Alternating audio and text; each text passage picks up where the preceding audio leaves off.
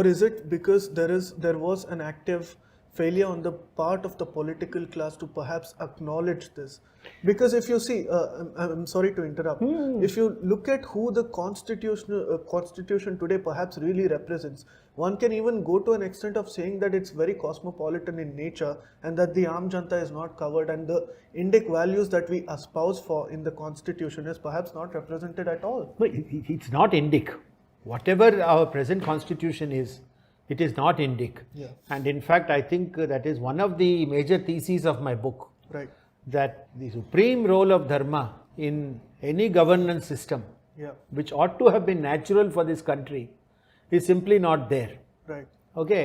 But see, the members of the Constituent Assembly, as I could make out by reading the debates, and indeed I went through the day-to-day transcripts of the debates. That was my original reading source and reading material. They were all fierce nationalists. Right.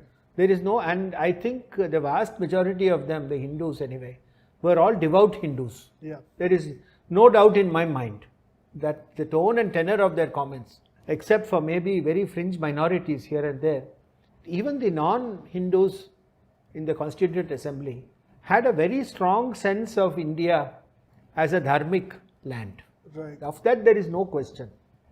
I think since we had to go, since we wanted to go, shall I say, the liberal democracy route, Yeah.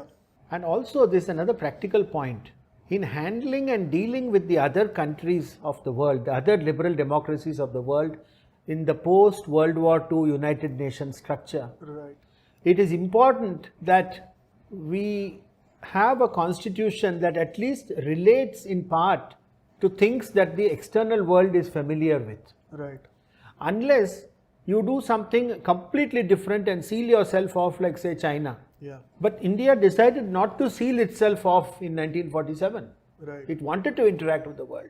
Even in the pre-constitutional era, I have mentioned that even starting with 1900, 1905, the Minto-Morley reforms, Indians were expressing their wishes and desires in a language that would be understood by the Britisher. Yeah. So partly the idiom was sort of not forced on us, but it almost fell on us by default. But having said this, I think we missed an opportunity that even within this language and rubric of the Western democracies, Yeah. we did not include the dharmic component. And it is not even a component. This country is dharma. Right. So if the basic nature of this country, this land, physical land, because geography is very important, Right. and for the first time I will use the word civilizational state. This fundamental thing our constitution has failed to incorporate, whether intentionally or unintentionally, is left to the readers of the book. I think I have given enough background in the book for the reader to, opine on this matter, Right. whether they did it intentionally or not.